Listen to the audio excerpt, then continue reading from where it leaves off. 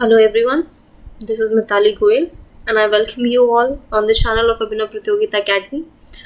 So basically I will be making you familiarize with your economic subject, but before going forward to it, I thought it will be better we will be discussing some of the current affairs first. And for that, what I'll going to be doing is I am having your PT365 magazines, and we will be discussing them. We will be analyzing them a bit. Actually, they're given in a very concise and short forms. So what we'll be doing, we will be analyzing it and try to make the concept easy to understand. But we will make sure that our lectures don't go very lengthy or time consuming. Right. So we will be starting with our polity subject, the Polity PT365 magazine, and we are going to discuss our first topic, that is issue related constitution basic structure. The first topic that is given in your PT365 2021, that is the current year magazine, is this one. So here basically the landmark judgment, that is Keshwanand Bharti judgment, was in news. So we are going to discuss that. We are going to see this with this chart type thing given. It's a very good chart. So basically to understand what is basic structure, कि basic structure का doctrine कहता क्या है, उसके लिए हमें सबसे पहले आर्टिकल नंबर 31 क्लॉज 2 को समझने की ज़रूरत है, जो कि ये कहता है कि कोई भी स्टेट ऐसा कोई भी लॉ पास नहीं करेगी जो कि कोई एक या एक से ज़्यादा फंडामेंटल राइट्स को वायलेट करता है, और अगर कोई भी ऐसा लॉ पास होता है तो वो अनकॉन्स्टिट्यूशनल और वॉइड माना जाएगा. अब क्या किया, 1951 में पार्लियामेंट ने फर्स्ट कॉन्स्टिट्यूशनल अमेंडमेंट एक्ट पास किया, जिसके थ्रू पार्लियामेंट ने सबसे पहले आर्टिकल 15 क्लॉज 4 इंट्रोड्यूस किया, जिसमें उन्होंने ये कहा कि हम बैकवर्ड क्लासेस के लिए कुछ स्पेशल प्रोविजंस बना सकते हैं. दूसरा, उन्होंने आर्टिकल 19 सब क्लॉज 6 इंट्रोड्यूस किया, जिसमें उन्होंने ये कहा कि जो राइट टू वोकेशन दिया हुआ है आर्टिकल 19(1) सब क्लॉज जी में, हम उसको रेस्ट्रिक्ट कर सकते हैं. तीसरा, उन्होंने एक 9th शेड्यूल को इंट्रोड्यूस किया. बेसिकली आप 9th शेड्यूल को ऐसे समझिए कि ये कोई ऐसा पाउच है जिसमें अगर कुछ भी डाला जाए तो उसका जुडिशियल रिव्यू नहीं हो सकता है. तो ये 3 चीज़ें उन्होंने फर्स्ट कॉन्स्टिट्यूशनल अमेंडमेंट एक्ट में पास की. इस फर्स्ट कॉन्स्टिट्यूशनल अमेंडमेंट को Shankari Prasad case versus Union of India 1961 में इसको चैलेंज किया गया, और ये तो सुप्रीम ये कहा गया कि ये जो फर्स्ट कॉन्स्टिट्यूशनल अमेंडमेंट एक्ट पास किया है पार्लियामेंट में वो अनकॉन्स्टिट्यूशनल है. तो सुप्रीम कोर्ट ने इसमें अपना वर्डिक्ट दिया कि बेसिकली ये अनकॉन्स्टिट्यूशनल नहीं है, क्योंकि जो पार्लियामेंट ने पास किया है वो कॉन्स्टिट्यूशनल अमेंडमेंट है. और 13 क्लॉज 2 ये कहता है कि अगर वो कोई भी लॉ पास करते हैं जो कि फंडामेंटल राइट्स को वायलेट करता है तो वो अनकॉन्स्टिट्यूशनल मानी जाएंगी. बट ये अनकॉन्स्टिट्यूशनल नहीं माना जाएगा, क्योंकि ये कॉन्स्टिट्यूशनल अमेंडमेंट है, ना कि कोई लॉ है. तो इसके बाद यही सेम चीज़ सज्जन सिंह केस में कही गई. इसके बाद गोलकनाथ केस आया 1967 का, Golaknath versus state of Punjab case. इसमें बेसिकली क्या कहा गया, जो सुप्रीम कोर्ट ने अपना वर्डिक्ट शंकरी प्रसाद में दिया था, अब की बार उन्होंने उल्टा वर्डिक्ट दे दिया. इससे उन्होंने क्या कहा कि आर्टिकल 368 में जो कॉन्स्टिट्यूशनल अमेंडमेंट लाने का जो पावर दिया गया है, उन्होंने क्या कहा कि इससे पार्लियामेंट को कोई ऐसा पावर मिलता ही नहीं है कि जिससे वो एफआर को अमेंड कर सकें. जबकि उन्होंने शंकरी प्रसाद में कहा था कि वो अगर आर्टिकल 368 के अंदर कोई भी कॉन्स्टिट्यूशनल अमेंडमेंट लेके आते हैं जिससे कि एफआर भी चेंज हो रहा है तो कॉन्स्टिट्यूशनल माना जाएगा. बट इसमें उन्होंने कुछ उल्टा ही कह दिया, जिसकी वजह से क्या हुआ कि अब पार्लियामेंट ने क्या किया, जो ये गोलकनाथ का केस जो सुप्रीम कोर्ट ने अपना वर्डिक्ट दिया, इसको ओवररूल करने के लिए पार्लियामेंट ने 24th कॉन्स्टिट्यूशनल अमेंडमेंट एक्ट को पास किया. इसके थ्रू उन्होंने क्या कहा, जो बेसिकली गोलकनाथ में सिनेरियो क्या था कि आर्टिकल 368 का जो वर्डिंग था वो ये कहता है the procedure of amending the constitution. अब 24th कॉन्स्टिट्यूशनल अमेंडमेंट एक्ट में पार्लियामेंट ने उस वर्डिंग्स को चेंज कर दिया. उन्होंने कहा the power and procedure to amend the constitution. इसका मतलब क्या है, अब गवर्नमेंट कहती है अब हमारे को सिर्फ प्रोसीजर नहीं, अब हमारे पास पावर भी है और इसीलिए हम इसको अमेंड कर सकते हैं. इसके बाद 25th कॉन्स्टिट्यूशनल अमेंडमेंट एक्ट लाया गया.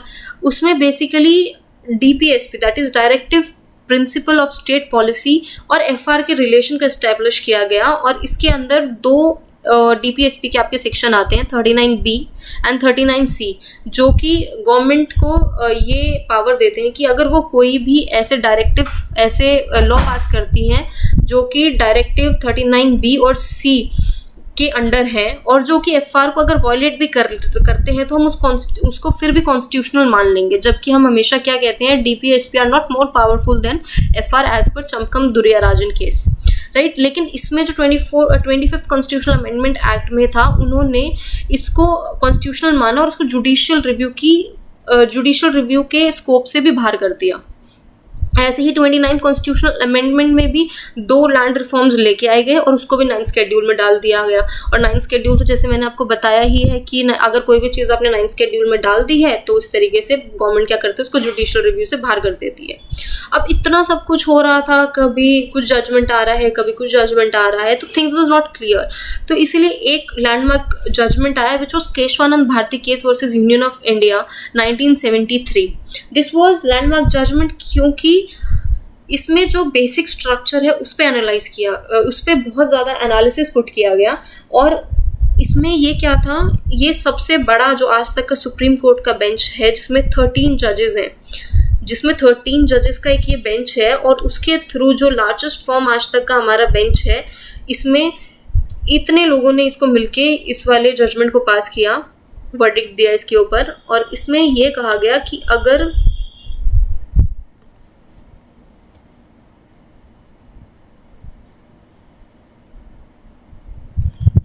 कॉन्स्टिट्यूशन कोई भी ऐसा,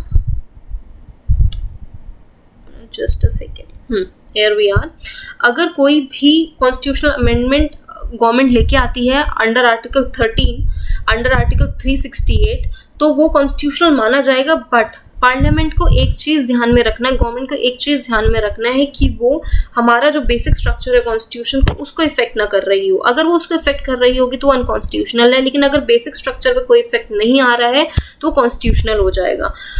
अब बेसिक स्ट्रक्चर का मतलब क्या है? बेसिक स्ट्रक्चर में आपके कुछ एलिमेंट्स हैं जो कि नीचे स्टेट किए गए हैं, जो कि आपको ये पूरी लिस्ट दी गई है which is highlighted in this blue colour, ठीक है। इसमें अगर इन सबको अगर हर्ट नहीं हो रहा है, इन सबको जो आप ये पढ़ सकते हैं, इन सबको अगर हर्ट नहीं हो रहा है तो कॉन्स्टिट्यूशनल माना जाएगा, तो कोई दिक्कत नहीं है। अगर आपको कोई भी अमेंडमेंट आ रहा है और वो इन सबको हर्ट नहीं कर रहा है तो कॉन्स्टिट्यूशनल है। अब इसके बाद ये Kesavananda Bharati judgement was very landmark case. इसके बाद अभी ऐसे ही इसी को बेस बना के बहुत सारे फर्दर केसेस हुए हैं, जैसे मिनर्वा मिल्स केस है, SR बोमाई केस है, IR सिलो केस है। इन सब में भी इसमें जो वर्डिक्ट, इसमें जो जजमेंट पास किया गया था उसी को और स्ट्रेंथन किया गया है। बेसिकली इन तीनों केसेस में भी कहीं ना कहीं जुडिशियल रिव्यू को कर्टेल करने की कोशिश की गई थी और उसको फिर सुप्रीम कोर्ट ने उन सब जजमेंट्स को नलिफाई करके बेसिक स्ट्रक्चर को ही ज़्यादा वैल्यू दिया है। जैसे मिनरवा मिल्स के केस को हम डिस्कस कर लेते हैं एक को, ठीक है। बाकी तो आप खुद भी रेफर कर सकते हैं और मैं आपको शॉर्ट में बता देती हूँ। जैसे बोमाई केस में क्या है, प्रेसिडेंशियल रूल, सुप्रीम कोर्ट ने कहा कि प्रेसिडेंशियल रूल के ऊपर भी जुडिशियल रिव्यू हो सकता है। ऐसे ही IR सिलो केस में भी कुछ चीज़ों को 9th शेड्यूल में डाला था, उसके बेसिस पे भी सुप्रीम कोर्ट ने यही जजमेंट दिया है कि हमारे बेसिक स्ट्रक्चर को नुकसान कर रहा है, तो इसीलिए हम इसको भी नलिफाई कर रहे हैं। मिनरवा मिल्स केस क्या था, इसमें बेसिकली जैसे मैंने आपको बताया कि 25 कॉन्स्टिट्यूशनल अमेंडमेंट एक्ट में क्या किया था, सिर्फ 2 DPSP को ऐसा रखा गया था कि अगर ये DPSP के अंडर कोई डायरेक्टिव पास किए गए हैं और वो FR को भी वायलेट करते हैं तो भी कॉन्स्टिट्यूशनल है। अब गवर्नमेंट ने क्या किया था 42nd कॉन्स्टिट्यूशनल अमेंडमेंट एक्ट में ये कह दिया कि अगर हम कोई भी DPSP के अंडर कोई भी डायरेक्टिव्स पास कर रहे हैं और वो FR को वायलेट कर रहे हैं तो भी वो कॉन्स्टिट्यूशनल माने जाएंगे और उसके ऊपर कोई जुडिशियल रिव्यू भी नहीं होगा। अब ये क्या है, ये सुप्रीम कोर्ट ने क्या कहा, अब आप क्या कर रहे हैं, अब आप इसको मिस यूटिलाइज कर रहे हैं, ठीक है। अब आप हर DPSP को उस तरीके से ही देख रहे हैं जैसे हमने आपको 39B और C को आप देख रहे थे, तो हम ये अलाउ नहीं कर सकते क्योंकि ये हमारे बेसिक स्ट्रक्चर को इफेक्ट करता है। और इसीलिए उन्होंने मिनरवा मिल्स केस में वो ओल्ड DPSP की जगह सिर्फ यही 2 DPSP को अलाउ किया है, 39B और C। तो अभी हमारा ये एक पूरा बेसिक स्ट्रक्चर का है। तो इसके बाद अगर आप पढ़ेंगे इसको तो आपको बहुत अच्छे से समझ में आ जाएगा। जैसे इन्होंने आउटकम्स दिए हुए हैं, जैसे upheld the validity of 24th amendment, ठीक है। तो हमने बताया बेसिक स्ट्रक्चर डॉक्ट्राइन में हो गया। फिर उसके बाद एक ये है preamble is the part of constitution. ये भी उन्होंने केशवानंद भारती केस में ही कहा था कि प्रेम्बल भी है वो पार्ट ऑफ कॉन्स्टिट्यूशन ही है, इसको अमेंड भी किया जा सकता है। और आपको पता है एक बार ये अमेंड हो भी चुका है, जिसमें हमने 3 वर्ड्स को ऐड किया था, जो कि हमारे सेक्युलर, सोशलिस्ट और इंटीग्रिटी। हमने इन 3 वर्ड्स को ऐड करके प्रेम्बल को आज तक एक ही बार सिर्फ अमेंड किया है। तो इसी चीज़ को केशवानंद भारती केस के थ्रू सुप्रीम कोर्ट ने बताया है। उसके अलावा अगर हम एक चीज़ देखें, आपको क्या लगता है कि आजकल जो हो रहा है, क्या वो हमारे इस बेसिक स्ट्रक्चर के लिए थ्रेट है? जैसे अभी रिसेंटली क्या हुआ था, एक गवर्नमेंट ने बोला कि अगर आप फेसबुक पे ये सब डालते हैं हमें ऑक्सीजन सिलेंडर की ज़रूरत है और ये वो है, तो डिमांड करते हैं ऑक्सीजन सोशल मीडिया पे, तो क्या करती थी गवर्नमेंट, उनके अगेंस्ट प्रोसीडिंग कर रही थी। तो आपको नहीं लगता ये बेसिक स्ट्रक्चर पे थ्रेट है? हाँ है, ये थ्रेट आया भी था। इसलिए सुप्रीम कोर्ट ने अपने डिसीजन में ये कहा कि अगर ऐसा भी ये आप ऐसे किसी को भी बोलने से रोक नहीं सकते हैं, ठीक है। और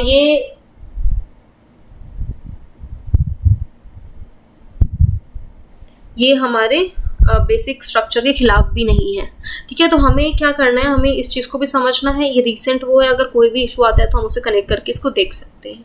तो अभी के लिए इतना ही। अगर हम जो नेक्स्ट अपने टॉपिक है इम्पीचमेंट ऑफ प्रेसिडेंट और ऑल, वो हम अपनी नेक्स्ट लेक्चर में डिस्कस कर लेंगे।